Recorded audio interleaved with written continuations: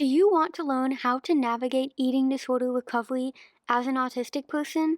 Well, then you are definitely going to want to listen to my free audio training, 3 Steps to Recovery from an Eating Disorder as an Autistic Person. In this training, I guide you through 3 simple steps to give you the clarity and confidence you need to use your autistic traits to your advantage in eating disorder recovery. It's like having a private coaching session with me on demand. Whether you believe being autistic is making recovery feel impossible, or confused about what's your eating disorder and what's your autism, or are just feeling stuck, this audio training is the resource for you. And the best part is, it's free 99. That's right, this 45-minute audio training is completely free. So you literally have nothing to lose and everything to gain. Listen now at livelabelfree.com/free-audio training. What was that again? That was livelabelfree.com/free-audio training. Okay, now can we get back to the episode? Absolutely. Gotta put one foot in front of the other, and you'll be around the corner soon. Welcome to Live Label Free, the podcast, where you'll learn to let go of limiting labels and embrace your unique brain. As my mom says so beautifully in her song, Fear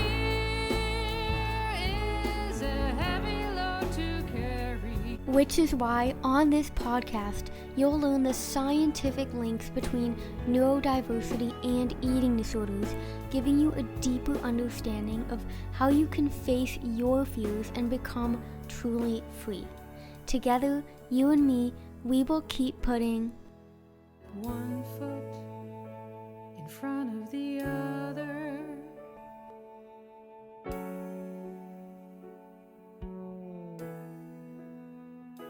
Hello, and welcome back to the Live Label Free podcast.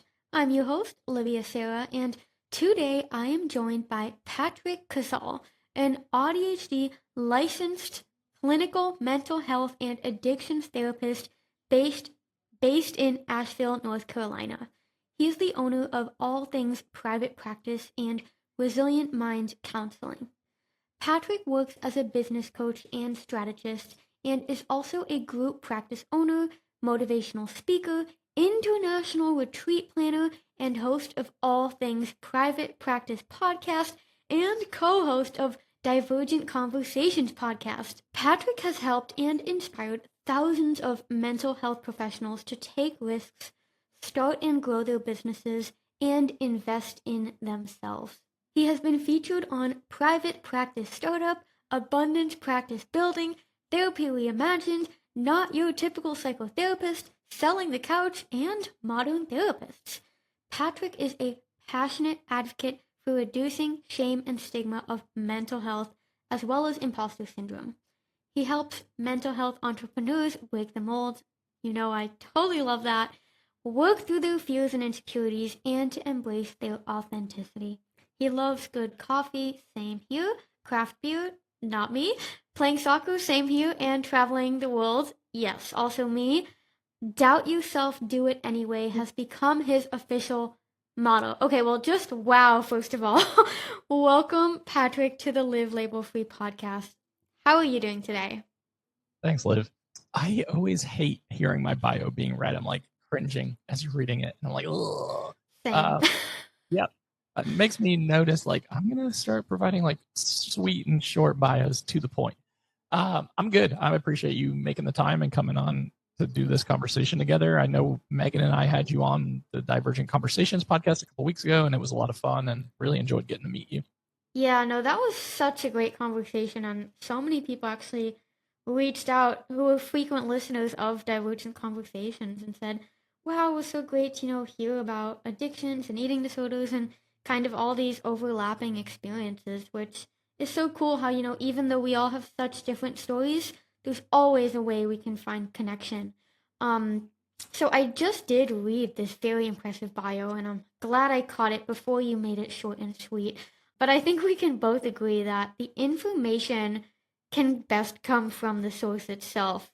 So that being said, can you elaborate on who are you? Who is Patrick Casale, and what inspired you to become the person you are today? Big question. It is.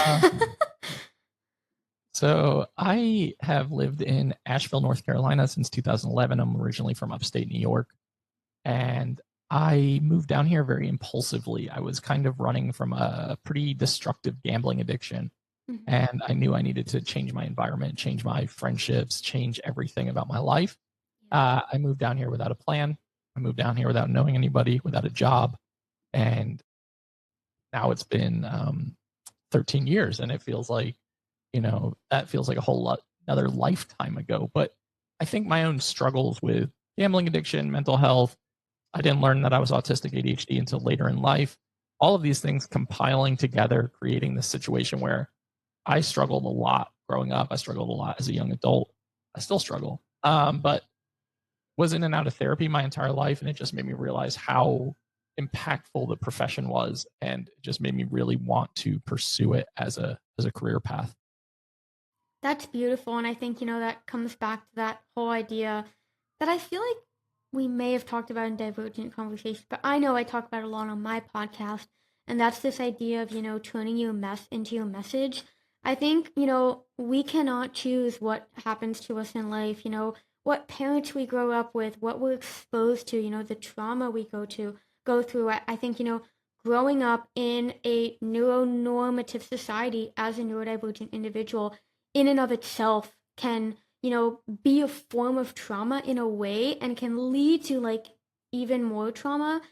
And at the same time, with the wisdom we acquire in life and the experiences we get to go through, we always, possess the choice of like, am I going to let this like shape me negatively, or like, am I going to choose to learn from this and actually grow from this and help others to grow too? And I think it's so beautiful that, you have chosen that path of how can I turn what's happened to me in my life and my experiences into helping others enrich their lives. And you're doing that in so many ways, which is just absolutely beautiful to see, I think, especially with the state of the world now. All the positivity, the more the better. So you just mentioned your gambling addiction, and I know that we talked on Divergent Conversations about how an eating disorder, in a way, is a form of addiction, and how you said it kind of reminded you a lot of your own gambling addiction. So, can you kind of elaborate on how that addiction started, and more specifically, how do you feel being neurodivergent, or rather like undiagnosed, unknowingly neurodivergent? How do you feel that influenced that? Yeah, it's a good question. So actually, now that I'm thinking out loud, this June, like this week, is 12 years without gambling, because I stopped gambling in June of 2012. So wild how life goes. Congratulations! Thank you. Yeah, that just dawned on me. So long and short of it is, I think that we all have the propensity to like reach for unhealthy coping mechanisms when we're Yeah. struggling. And for me, I experienced a lot of trauma as a child and a teenager and a young adult, to the point where my best friend ended up committing suicide in my dorm room in my freshman year of college. Mhm. And I think for a lot of people, they would have turned to drugs, alcohol, etc. But for me, Yeah. gambling was really the place where I was able to escape.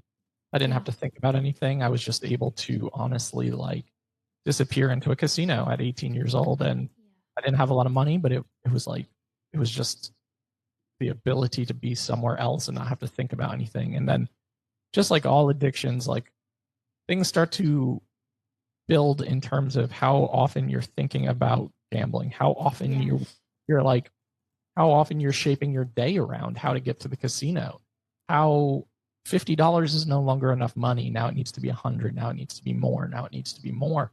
And it becomes like this desperation prophecy, because I ended up basically almost dropping out of undergrad just because my gambling addiction took over so badly that I had to like work a full-time job at a restaurant, which, let me just be honest, is not a good job if you have a gambling addiction. Because you're leaving with cash every day. And, you know, as long as I had dog food for my dog and gas in my gas tank, that's all I cared about. So I spent 5 to 6 nights a week in a small Canadian town in northern, a little bit north of New York, at the casino till 5, 6 in the morning. I would drive home every day when it was light out. I would be so sleep deprived. It was just a really awful cycle, and it took about 10 years of my life from me. Yeah.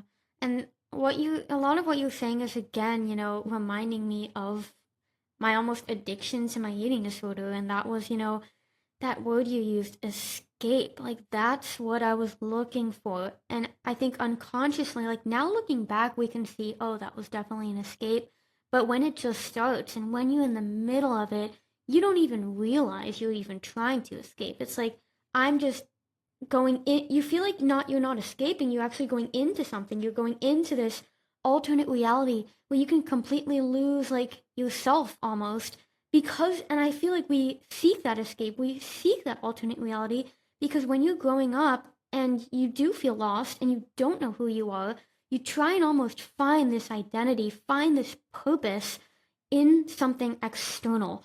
And even though like we can logically know, I think we talked about this before, like this is really hurtful to me, the idea of doing something different with your life is like scarier than just continuing with the addiction. And I think that comes back to this idea of, we trust what we know, and we will often choose familiarity as a safety mechanism rather than doing what we know innately like is probably the better path to go down.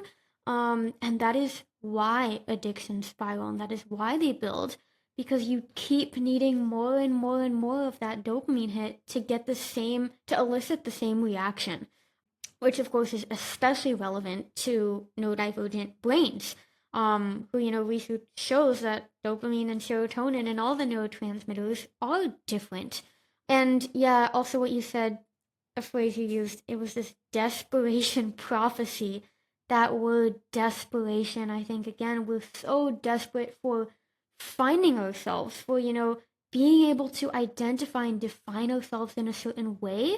But because the gambling, the eating disorder, the sex addiction, the drug addiction, anything never gives you true fulfillment, of course you're gonna keep being desperate. And of course it's like this prophecy, because it's like I almost see it as like an asymptote. Like, like in math, how you have an asymptote, and it like how closer you get to this like imaginary line, like the more you realize like you're never gonna touch the line. I feel like that's almost what addictions are. It's like the closer you get, the more you want to touch it, but the more you realize you never will. And I think when it comes to quitting an addiction and recovering from these addictions, it's almost about like letting go of like the sunk cost bias. Because for me, a huge part of letting go of my eating disorder was like, I can't believe I'm about to let go of this thing. I mean, I've invested so much of my life into this already. Well, it'll all have been a waste if I give it up now. And then it's, so I'm curious for you, because you said you lost 10 years of your life to that. I'm curious if any of that was present, when you decided to finally quit.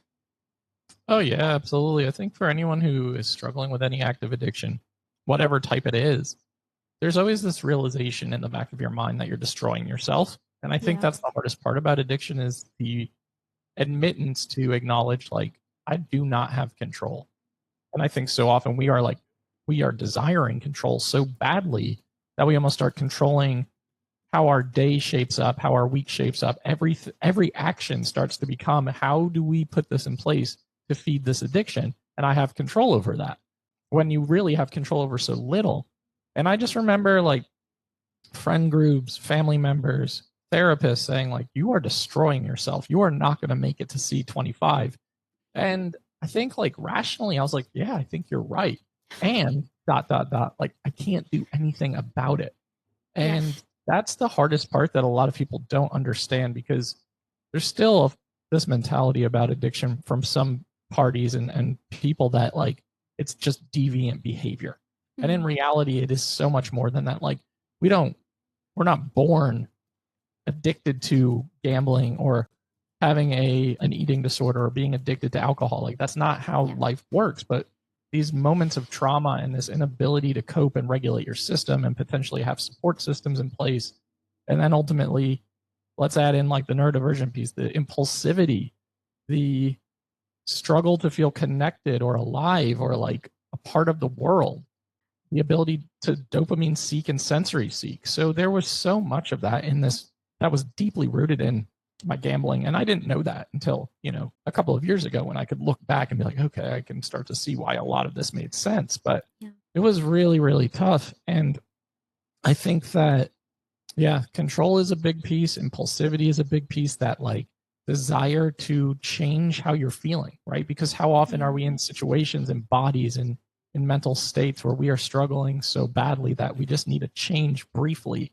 And it is such a band-aid fix because ultimately you might feel better for 30 seconds, 30 minutes. Then after the aftermath is usually pretty destructive. Absolutely, absolutely. And I think just to clarify, did you recover from your addiction before you discovered you're neurodivergent? Yeah. Okay, well, because similar for me in my eating disorder, and I think, as you've elucidated to so beautifully, so much of it made sense to me when I knew about that neurodivergent piece. So the fact that you were able to, cut your losses and say, I'm done, before you could even understand, a huge driving factor, I think that is so incredibly admirable. And I'd love to kind of dive into, what was the tipping point for you? Because I think there has to be a tipping point. There has to be, this point where like the continuing with the addiction. I mean, I'm saying it the wrong way. There has to be this point where deciding to quit the addiction completely outweighs any like perceived benefits of continuing. So, what was that point or points for you? And what was kind of the journey out of that, I guess? Yeah, so I think there's a lot of grief even with losing or overcoming addiction because it becomes a part of you. I mean, there's identity there, right? Where like when people use the like old acronym of like people, places, things that you have to get rid of or change, that's real. But there is also grief in saying like, I can no longer hang out with certain people. I can no longer go to certain places. I can no longer participate in certain activities, etc. I have to change my life around completely. And 10 years is like, that becomes a part of you. And there's almost grief in the destructive process of like, you have to mourn that of like all the destruction, all the bad decisions, all the guilt, the remorse, all the stuff that comes with it. So I just remember trying so hard in college. Like my dad enabled me a lot because he didn't know what else to do because it was so bad at some point where I was like in debt $20 and $30 and $40,000 to like bookmakers, taking out like student loans from like private lenders so I could have cash. And it became so bad. And he would bail me out financially and bail me out financially. And there was always a promise or like an ultimatum. And I would go to therapy. I would go to group therapy. I would go to like 12-step groups. And it just never landed for me. I wasn't ready to be done with that life because there was a lot of excitement in it too. Yeah. And I think the more you hit like a new rock bottom every single time, because it gets bad and you convince yourself it can never get worse, but then it always does. And I know for a fact, going back to your statement about that math term. The asymptote, yeah. Like I remember thinking one day, I had won like $20,000 in this casino in Ireland when I was like 20. And I was like, okay, that's it. Like I can free myself from this. And you know what ends up happening is a couple of days later, you spend double that at a new casino or a new place. And then all of a sudden that $20,000 that you had that was going to answer all of your problems, all of a sudden it's gone and you immediately plunge into despair and hopelessness and deep, dark depression of like, I don't know what to do to get myself out of this situation. So I started to realize everything in my life was crumbling, like friendships, relationships, family relationships. I was flunking out of school. I could bartend and keep my job, and that was about it. And I just remember like having some stints and periods of sobriety where I would maybe have like a couple months or 6 months, even a year at times. And I would convince myself, okay, you're good, you're cured, you don't have to do anything else anymore. Mm-hmm. And then all of a sudden it would just like come back tenfold and it would just like destroy me again. So Yeah. it was one of those situations that the more you kind of fall down that deeply and convince yourself this is the last time, the more I think you try so desperately to climb out of it at all costs. And I think that's what ended up happening for me, because I moved down to North Carolina. I went to a casino. I had like $300 to my name at the time. I spent it all in like 5 minutes. I think the realization that hits you as soon as the high wears off is like, holy hell, what did I just do? Yeah. And that was the last time I gambled. And I don't know how to describe how the switch flipped, but Yeah. it was the time where I was just like, I cannot do this to myself anymore. I was 25 at the time, and I just realized, like, if you continue down this path, you're going to end up dead sooner than later. I'm just, there's no words I can find right now because everything you just said like landed like in my body almost of like how deeply, especially towards the end, that resonated with me. Because first of all, we both went to North Carolina when like to end our addiction, which I just think is kind of hilarious.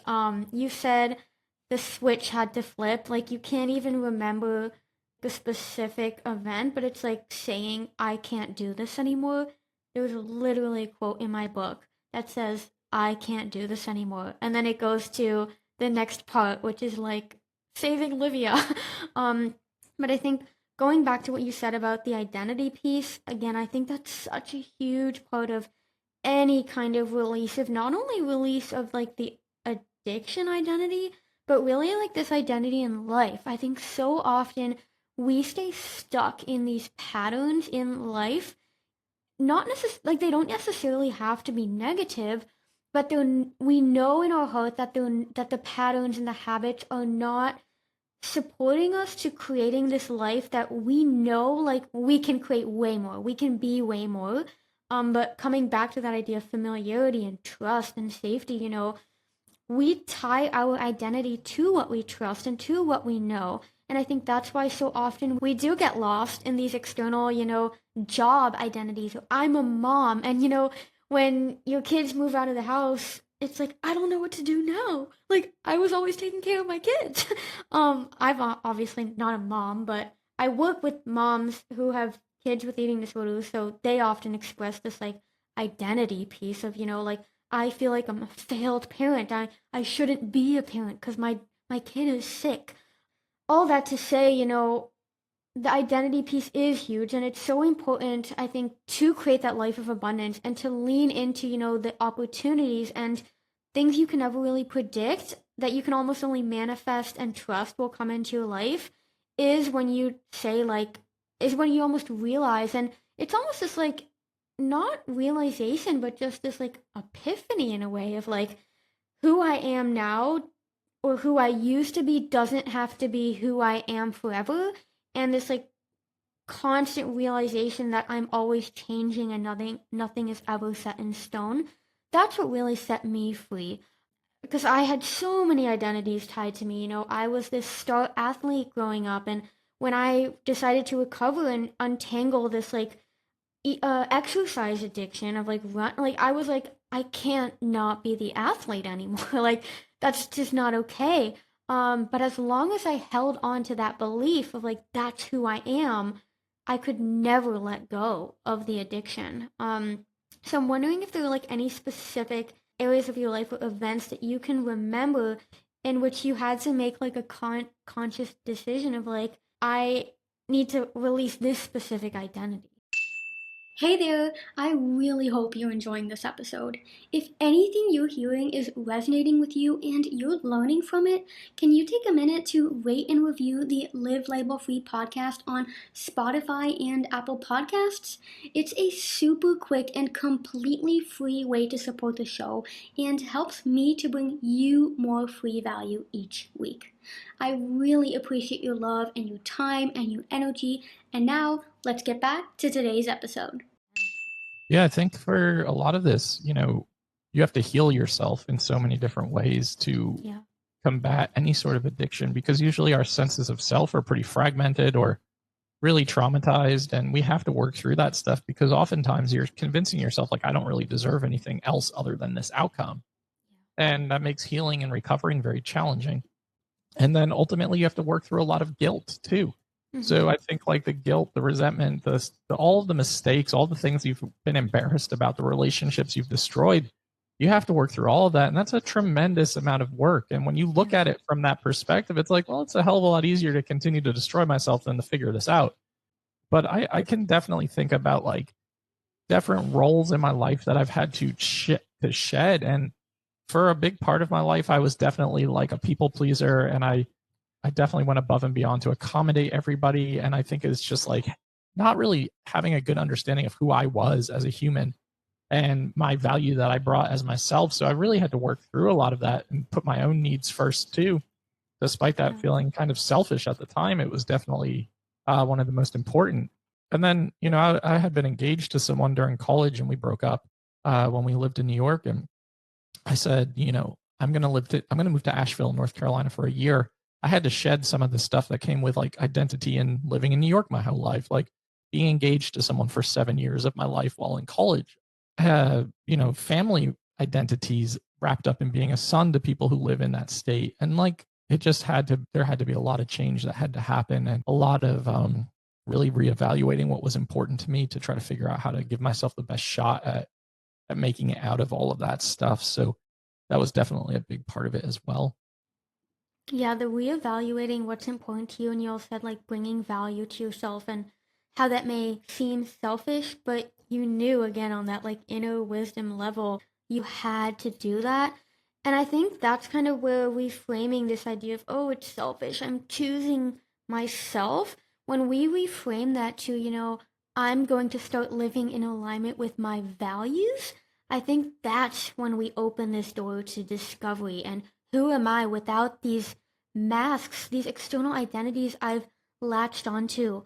That, you know, how can I act in alignment with my values? I think that's one of the most prominent questions anyone can ask themselves to create a bigger and better life for themselves. And clearly you have done that. And this may be a very selfish question on my end because I know you do all these international retreats and you're a public speaker and you're literally helping people around the globe in person.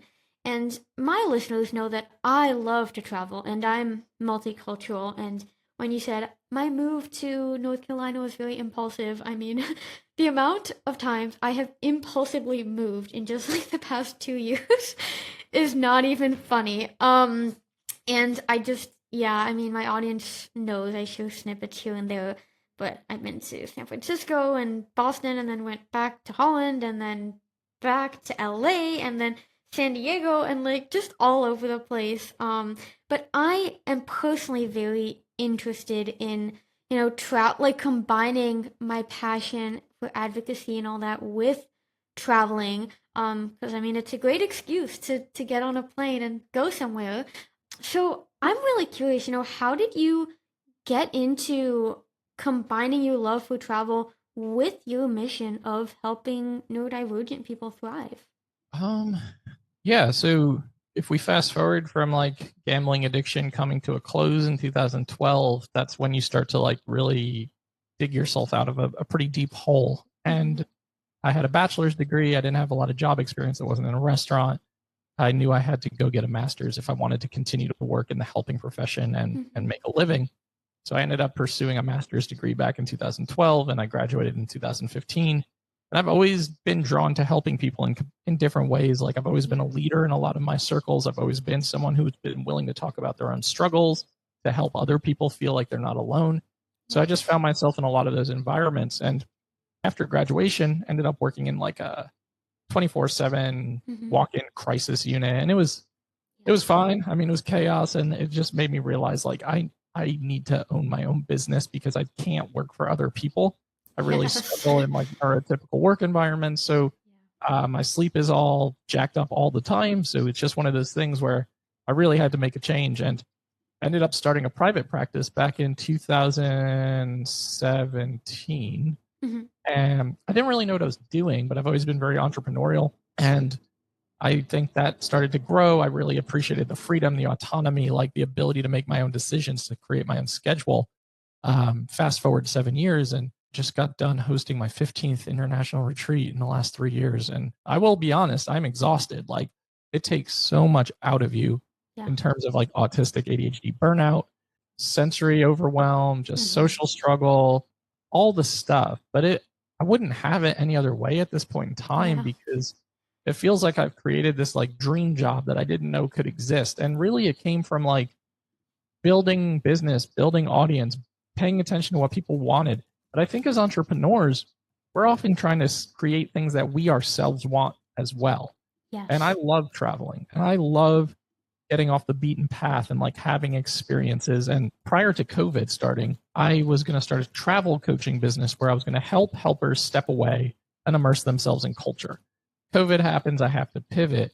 I ended up starting all things private practice and helping mental health professionals like leave their agency jobs, start their own businesses, grow into the versions of themselves that they always really wanted to be, and giving themselves permission to be authentic and just human. Yeah. That exploded during that time. And I just remember one day posting on my Facebook wall, like, if I hosted a retreat in Ireland, who would come? And 60 people were like, I'd be there. But there's a big difference between like, I'd be there and then actually signing up and paying for the event. So yeah, totally. I just pieced it together. When I'm in that hyper focused space, I'm just very creative. I'm like, my VA lives in California. She woke up and she's like, what did you do? Okay, help me fix all this. Everyone wants to sign up. But first year was a major success back in March of 2022. And that's kind of launched into this hosting international retreats, international summits, international conferences for mental health entrepreneurs and entrepreneurs in general who just are tired of doing the same thing over and over, but are keeping themselves small through like self-doubt, imposter syndrome, perfectionism, etc. So that's really been my goal, is to continue to inspire people to really step into the life that they deserve to have, because I know what it's like to feel like you've thrown your life away and that there was never going to be a way out of it. So it feels almost like a second chance at this point in time to just be able to create this stuff, build these relationships, travel the world, and get to see a lot of cool stuff along the way as well. Yeah, I mean, that is so beautiful, especially when you said this, you've built this dream job that you never even knew existed. I mean, I so deeply resonate with that. And you mentioned, it's almost like getting a second chance. And for me, I feel like, the life that I've built for myself and that I'm getting to do, exactly like I wouldn't want it any other way, is I think I've been able to lean into this because I know what it's like to not fully live. So I'm like, I can't conform. I can't stay on the beaten path. I can't work for someone else because I was a slave to my own addiction for so long. When I said, I can't do this anymore, I'm like claiming this freedom and I'm going to do whatever it takes, which the neurodivergent perseverance was a huge part of that. I think with that decision came also this decision of I'm never, ever, ever going to make myself small ever again. And you mentioned this phrase, helping other people to give themselves the permission to be authentic. I truly think that's what we all want. And an addiction shields us from being that and from leaning into that. And I truly believe that neurodivergent people are the best entrepreneurs because we are so creative. We think outside the box. We literally are unable to conform. Because when we do try to, we get all these mental health issues and we fall into all these other problems because we just can't do it because that's not how we're wired. And I think society judges us for being different, whereas when I think if we would shift the narrative to appreciating us for what we can bring to the world and like actually embracing our unique gifts, I truly think the world would be a lot more welcoming for divergent minds. So I think again, I can't even like reiterate enough how amazing it is that you're helping so many people, especially in the mental health space. Because as we both know, that's, I mean, when you don't have your mental health, just like if you don't have your physical health, you really don't have anything in life. So you did mention, you wouldn't want it any other way, but I can imagine, and again, I know from firsthand experience that traveling and moving and basically uprooting yourself so much of the time can be so exhausting and can cause burnout. So I'm wondering, do you have any like specific tips for listeners, even if it's not like retreat planning and like business related, but like do you have specific like travel tips for people? And again, this is probably a really selfish question because I'm interested too. Yeah, no, it's a good question. I've been talking about it a lot lately because a lot of the people who come to my events are neurodivergent. So I'm always trying to figure out ways to ensure that people are as comfortable as possible. So travel, is messy in itself, right? Like airplanes are not glamorous, airports are not fun. So we're already going to go into those environments pretty activated and amped up. Yeah. And I think it's about trying to figure out ways that you can soothe your system. That might mean bringing some fidgets with you, a weighted blanket, a weighted stuffed animal. I bring like hygiene products on the plane no matter how far I'm going because I want to brush my teeth. Like I feel so disgusting while I'm traveling. And like the first thing I want to do is get off the plane, get my stuff, take a hot shower, like throw stuff in the laundry. That's like my biggest soother. That's literally me. It's so awful. So like also for people who really struggle with like the layout and steps of things, I always like to think about like how can we do some research into what the airport looks like? How can we do some ensuring that we have like images or very clear instructions on our next steps, our next like journey in terms of traveling? I always like to get places early so that I can let myself settle in. I really struggle with sleep. So in the last, June? So 6 months, I've done 7 countries in 6 months, and it's really challenging to like be in different settings, like different time zones, different hotels, Airbnbs, etc.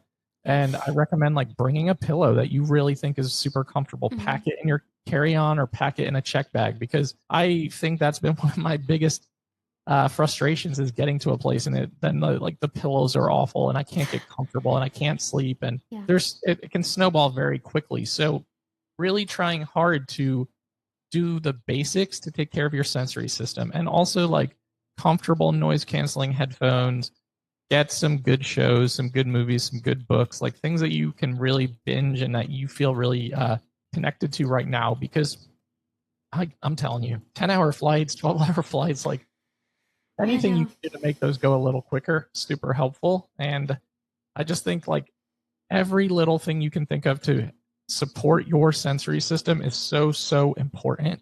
And then just the reality check of like, this is probably going to suck a bit. Like there's going to be some hardship in this too.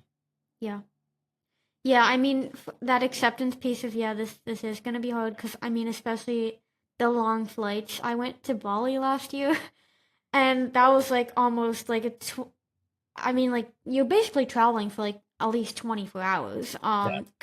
And I mean, that was just horrible. And you also are coming to a country that is a third world country, so the hygiene piece is also like, I just got off like way too long of not being like brushing my teeth, not having a shower, being between people, and now I'm here in this Airbnb.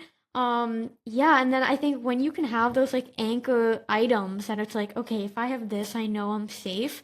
For me, a huge part of like traveling, I've had to like learn that it's okay to like leave things behind though, because I've learned that this is an autistic trait, but I used to overpack, like just like insane. And it's almost this idea of, not wanting to make choices in the moment because you like want to keep all your options open. So I wouldn't even like, even if I was just going for a week, I wouldn't pick out like 7 shirts and like 7 pairs of pants. I would literally pack every single one of my items of clothing so that I could choose what I wanted to wear when I got there. And then obviously like you don't wear like all 20 shirts you packed when you got there. But I think that also has been a challenge for me that I've had to learn to navigate is, it's gonna suck if you're at the place, you're gonna be like, dang it, I wish I brought that one shirt that I left in the laundry basket back home. I don't know if you resonate with that at all. Yes and no. Like hygiene is super important to me, and probably more so than it needs to be. So I always travel and find Airbnbs that have washers and dryers, because I will do Mm-hmm. laundry like 4 to 5 times, even in a week-long period. So I try to pack light, and that's another thing for me is like pack light, pack comfortably. Yeah. I get hot really easily. I have really poor heat intolerance. So Same. I have to pack shorts and like comfortable t-shirts. And that's another thing, like pack comfortable sensory soothing clothing choices, like stuff that you feel comfortable being in for extended periods of time. Because I think that's another thing. If you're on a flight for 10 hours, 12 hours, 20 hours, and you're in something that feels uncomfortable, you know that once your sensory system starts to kind of take a hit and shut down, it's going to become increasingly more uncomfortable as you go. And like you're going to become more aware of how uncomfortable you are. And for me, Yeah. that's when I'm like, okay, this is not a good situation. And I don't know how I'm going to pull myself out of it at this moment. Yes, and my brain is going in all these like directions that I didn't even like anticipate, but like this idea of a hygiene, I love, like love this that you brought up, you're very, focused on cleanliness and hygiene, because I think that's another one of these, well, at least for me, that I felt like I almost had this like autistic imposter syndrome. Is like I was reading all this stuff about, autistic people have a really hard time like taking showers and like keeping themselves clean and like keeping their environment clean, and you get these like targeted ads about, are you ADHD, does your kitchen look like a ginormous mess? And I was just like, no, like my kitchen's like sparkly clean because I am so anal that everything gets put away. And I'm same with laundry, if I get like drop one thing of tomato sauce on my shirt, it's like, okay, we're changing, that's going straight in the washer.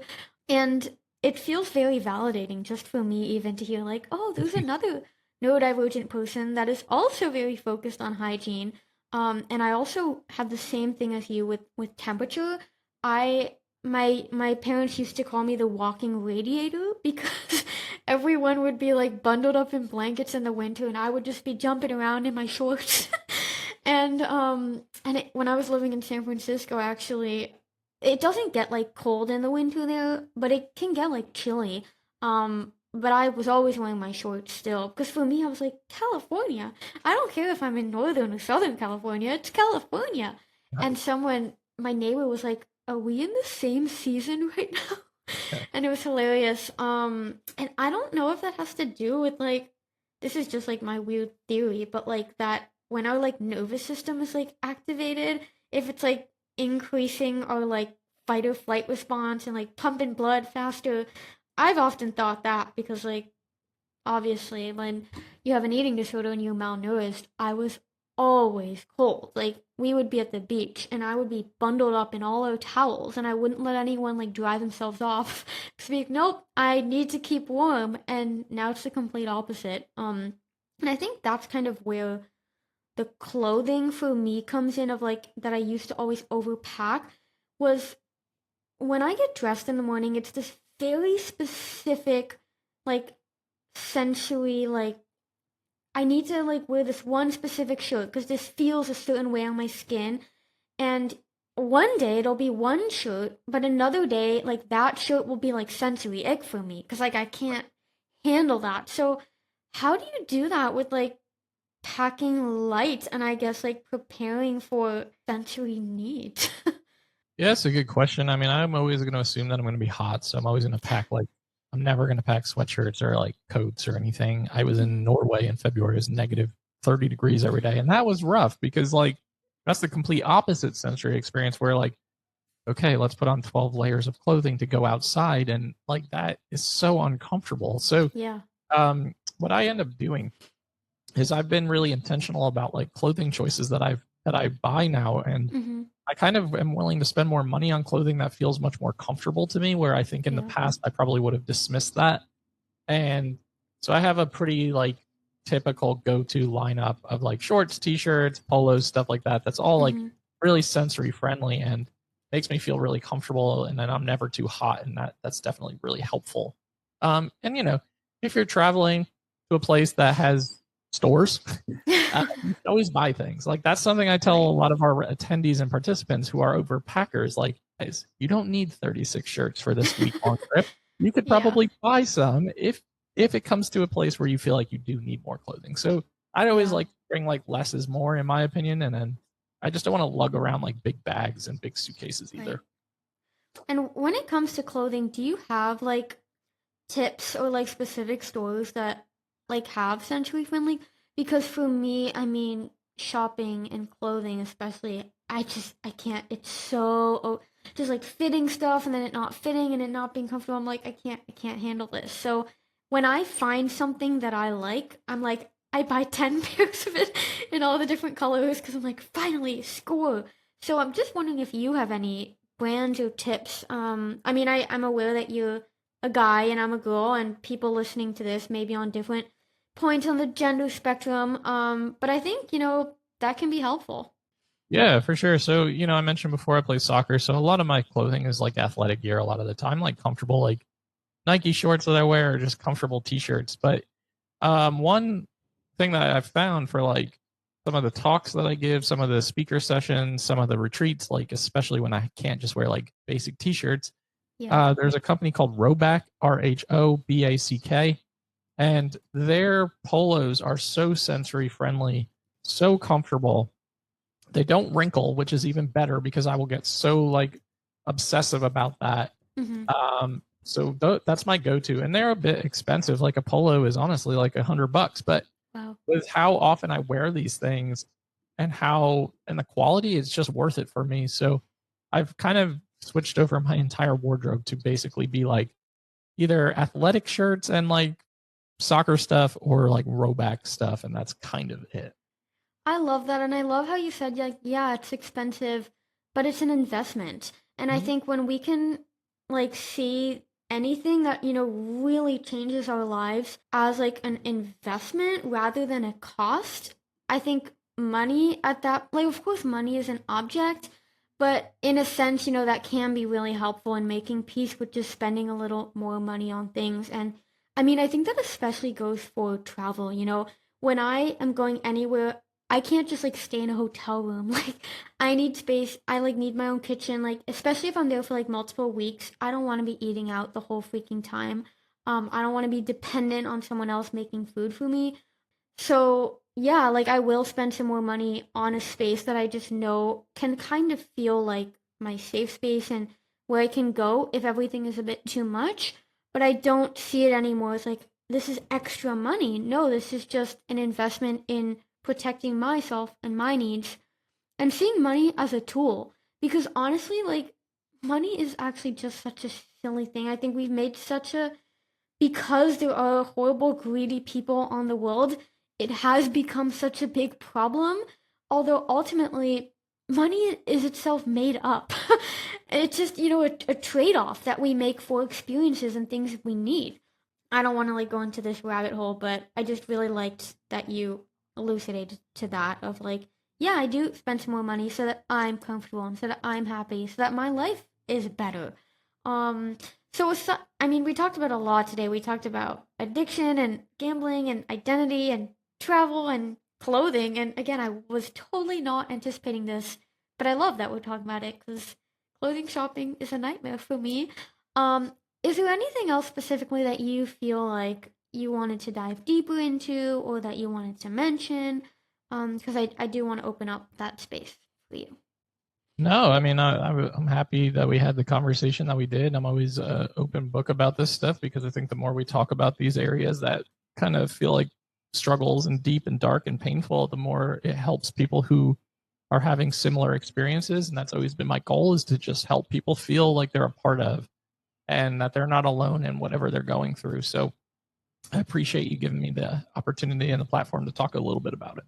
Well, I appreciate you taking your precious energy and time to talk with me and to share your invaluable wisdom and insights because I truly, truly, truly believe that, stories of lived experience are the most powerful contributors to this world. So thank you so much, Patrick. Where can people find you if they want to connect, learn more about you, learn more about your retreats? I mean, I definitely want to come see you in person. Because again, excuse to travel and see you. I mean, that's a win-win-win. Yeah, thank you for that. I actually have a neurodivergent burnout retreat that's going to happen in Belize next January with another neurodivergent therapist. But No way. That's so where you cool. can find me, On Instagram, all things private practice. TikTok, all things private practice. My podcast is called All Things Private Practice. It's all major platforms. And you can check out my retreat options we have right now for 2025, which feels crazy. Belize, Ireland, Spain twice, Scotland, Greece, and Asheville, North Carolina. And my website is allthingspractice.com. And of course, check out the Divergent Conversations podcast too that I co-host with Dr. Megan Neff. Thank you so much. Well, I'm definitely going to check out these 2025 options because these are some great places. That's so great. Yeah, I mean, thanks again, Patrick, for coming on. And all the links that you just mentioned, I'll leave in the show notes. Thanks, everyone, for listening. And Patrick and I will talk to you all soon in our own podcasts. Bye-bye for now. One foot in front of the other, and you'll see around the corner soon. This podcast has been recorded by your host, Liv. This podcast has been edited by my small but mighty Live Label Free team, and the beautiful song One Foot in Front of the Other that you are now listening to was written and recorded by my beautiful mom, Louise Alexandra. I am so grateful for my team and everyone who supports Live Label Free. Together, we are always stronger.